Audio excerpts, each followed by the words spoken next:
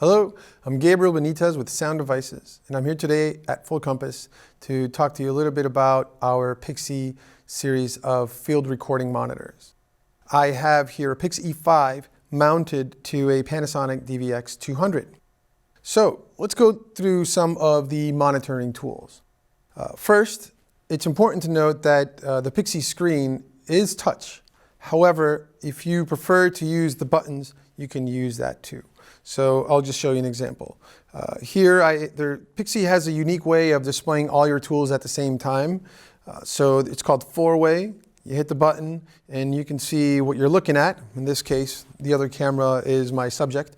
And you have a quick glance at your waveform monitor, vectorscope, and your histogram. But then you can also access those features quickly just by tapping into the area that you want to look at. So in here we got the waveform monitor. And if I tap the center again, I come out and I go back to my four-way view. Same thing would happen to my histogram. I can also change the menu by using the buttons and changing to something different like RGB parade. Tap the center again, I come out, and I have access to the vectorscope. So that's just a quick way to get a visual of your tools. You also have false colors for exposure. You also have zebras, which in this case it's not really showing much. Then the TapZoom feature. The TapZoom feature is really cool. It's a great and fast way to focus pull. So I'll show you. First, by throwing up some markers that I kind of predetermined. I threw up a grid. In addition to the markers, there's a variety of options of how you can set up your markers. You can also have two markers and then turn them on and off depending on what type of camera and how you're shooting. But that said, I threw up a grid here divided in thirds, and let's look at, just point at something like the lens. Right there, the lens in the original shot, it's over to one side. But if I tap on the lens itself, it centers it.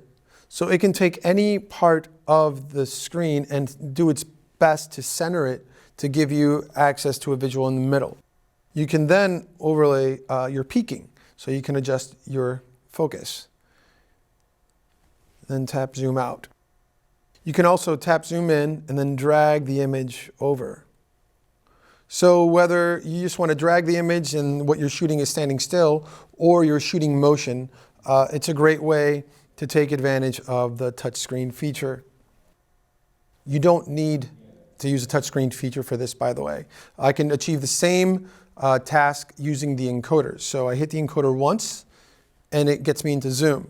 Now, on the bottom right-hand side, you're going to see an icon indicating that you are now controlling the horizontal, or in other words, the left and right motion of the zoom. Right? And then I can hit the button again, and then I can go up and down. Then I can also zoom in even further without using the touch feature. I can do that.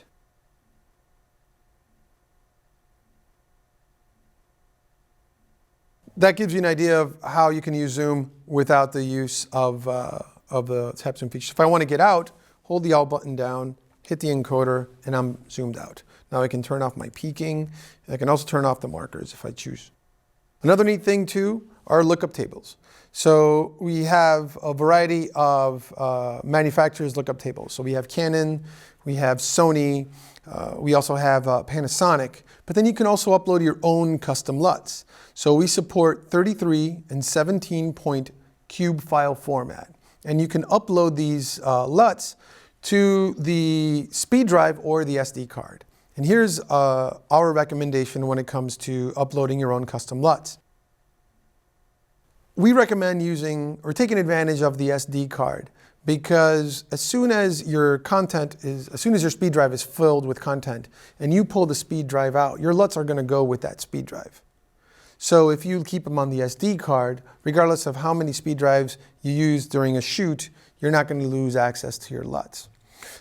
Just a quick sidetrack when we talk about LUTs is the best way to upload them is it's a very simple procedure. Step one, format the SD card or the speed drive in the unit, and PIX-E will create a LUT folder. Step two, connect either the speed drive or the SD card to your computer, upload your LUTs in there. Step 3, reinsert the speed drive or the SD card into your PIX-E monitor, and then it'll show up in your LUT menu. Let me show you. Go to the menu section, go to the LCD monitor section of the menu, and you'll see that you have the first 4 selections are selectable. You can throw in, you can change each user selectable LUT to anything on this list. So this is what's shipped from Sound Devices. But then in addition, your custom LUTs are going to show up in this folder too. So if we look at what I have selected, in the preset button 1, I got the Panasonic LUT. In the preset 2, I have the Canon LUT. Preset 3, I have the Sony LUT. And then in preset 4, I have turned it off. So if I go back to the screen and I hit the LUT button, and then I hold it down, now I have these 4 options. This is what the Panasonic LUT looks like. This is the Canon. This is the Sony. And then this is the 4th preset, which I currently have unassigned. You can also choose for the LUT to follow the output of the monitor in case you're feeding an external monitor. So that sums up the monitoring tools, sums up the LUT features, sums up the TapZoom. The last thing I want to talk about are the record triggers. And record triggers are a great way to start recording without having to hit record on both the camera and the monitor. So in this case, I'll just go to the record transport controls. Note that if I hit the Alt button, I can scroll from the monitoring tools to the audio recording tools. So if I hit record, now the camera has triggered the PIX-E 5 to record. And that sums it up.